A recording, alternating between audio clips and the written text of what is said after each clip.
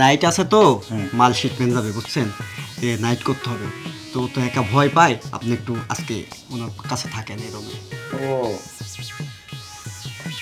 নাতি বউ, হ্যাঁ এই তোমার খাটটা কিরাম হয়ে গেছে, এতে নড়বড় করে ফেলাইছো, ভাঙ্গার মতো হয়ে গেছে। কোন সময় যদি ভাঙিয়ে নিয়ে পড়ো। তোমাকে বিয়ে হয়েছে কয় মাস হয়েছে, এর ভিতর খাটও নষ্ট করে ফেলাইছো।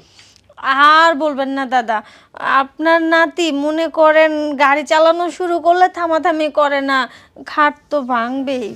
নাতি বউ, হ্যাঁ তোমার তো শুয়ে না, আমার তো সহ্য হচ্ছে না। কি সহ্য হচ্ছে না? আমার যৌবনে ধাক্কা দিচ্ছে। হ্যাঁ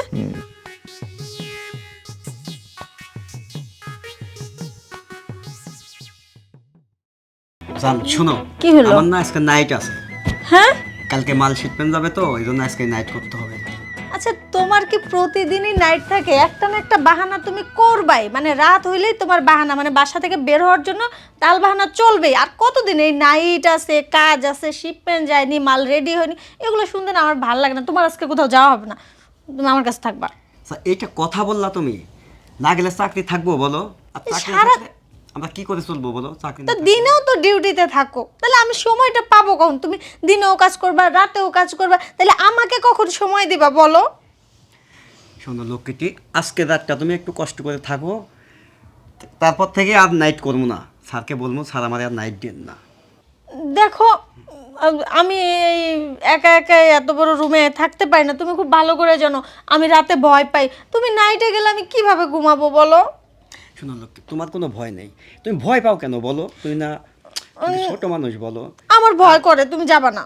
এই যে শোনো, আমি দাদাকে তোমার রুমে রেখে যাচ্ছি, তুমি কোনো টেনশন করো না। দাদাকে? হ্যাঁ, আচ্ছা ঠিক আছে, দাদা তো মুরব্বী মানুষ, থাকতেই পারে। দাদা থাকলে তো তোমার কোনো ভয় নেই তাই না? না না, দাদা এই তো। থাকলে কোনো ভয় নেই, কিন্তু দাদার সাথে কি আর আমি গল্প করতে পারবো?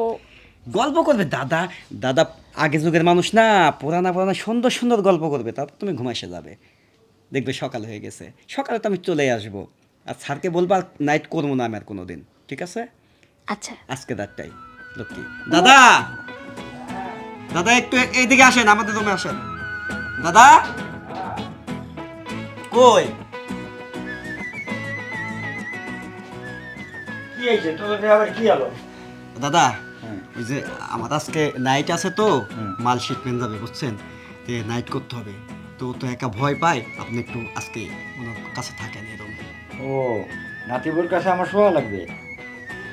নাতি বউয়ের কাছে শোয়া লাগবে যে কেমনে কি কথা কই? নাতি বউ তোমারই তো নাতি বউ নাকি? হ্যাঁ, তাইলে তা ওই আমি তাহলে কই শোবো? আচ্ছা দাদা, আপনার এত চিন্তা করার দরকার না, আপনি আমার পাশে এসে শুয়ে পড়েন। ও শোয়ার জায়গা না পাইলে দুজনা বসে বসে গল্প করে সারা রাত কাটায়েন, আচ্ছা ঠিক আছে? কোনো সমস্যা নেই। লোকে তাহলে আমি যাই, হ্যাঁ দাদা, ঠিক আছে। তাহলে দেখে শুনে থাইকো। আচ্ছা আচ্ছা ঠিক আছে, সাবধানে। হ্যাঁ আচ্ছা সাবধানে। আসেন, আচ্ছা আমি সকাল 7টার মধ্যে চলে আসবো।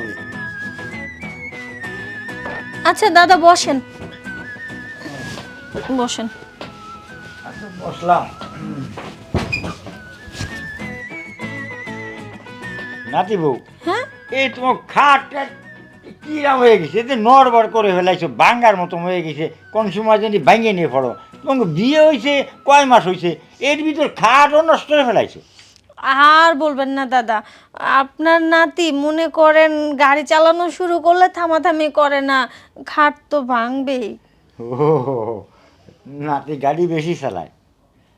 হ্যাঁ কি কব নাতি, ও এই আমার তো মানে ওই ঘরে খাই, তোমাকে এই ঘরে শুনি খাট খালি ক্যারট করট ক্যারট করট, আর মাঝে মধ্যে এই যে ধাক্কা লাগে আমার ওই কিরম ঘুম হয় না। তোমাকে কাণ্ড ক্যাম দেহে আমার ঘুম হয় না। আহা দাদা, কি যে বলেন না, আপনিও তো জোয়ানকালে আপনার নাতির থেকে কোনো দিকে কম যান নাই মনে হয়। এখনো তো মাঝে মাঝে আপনারে দেখলে তো মনেই হয় না যে আপনি বুড়ো হয়েছেন। আপনার না থাক। হ আমার যৌবনকালে এরম খাট কয়েকটা ভেঙে ফেলাইছি আমি, কিন্তু এখন তো আর তোমার দাদি নাই, আমি কি করবো? আচ্ছা দাদা, অনেক রাত হয়েছে, শুয়ে পড়ি। আচ্ছা শো শো তুমি, আমি শুয়ে পড়ি।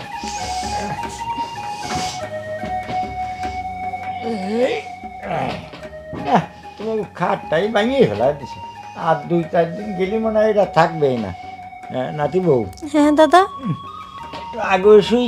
হ্যাঁ হ্যাঁ, শোন, কোনো সমস্যা নাই। একটা কথা কথাম কিন্তু কি কথা হ্যাঁ, বলেন? কথাটা হচ্ছে কি, মানে নাতি বউ, হ্যাঁ দাদা। মনে দুঃখের কথা কি কব। কি দুঃখ বলেন? তোমার দাদি তো মরে গেছে আজ কয়েক বছর হয়েছে। হুম। এখন একা একা থাকি, ভালো লাগে না।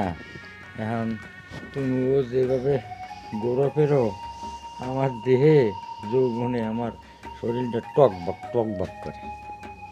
আরে দাদা, আমি আর কি বলবো আপনারে। যাই হোক, ঘুমায় যান দাদা, রাত তো অনেক হইতেছে, ঘুমান না। ঘুম আসতেছে না নাতি বউ। হ্যাঁ। তোমার এই রূপ জৈবন দেহে আমার ঘুম আসতেছে না। তুমি কি দাদা, মানে আপনি কি বলতে চাইতেছেন কিছু বুঝতেছি না। কি বুঝতেছ না? না। বুঝার কাজ তো করতেছি, তো হ্যাঁ। বুঝবা না কেন নাতি বউ? হ্যাঁ। তোমার তো আর শুয়ে না, আমার আর সহ্য হচ্ছে না। কি সহ্য হচ্ছে না? আমার যৌবনে ধাক্কা দিচ্ছে। হ্যাঁ। তুমি না করো না। আচ্ছা শুনেন শুনেন, কিন্তু এই কথা যেন আপনার নাতি কিছু না জানে। নাতিরে দূর পাগল, তুমি আর আমি ঠিক থাকলে নাতি জানবে কি করে?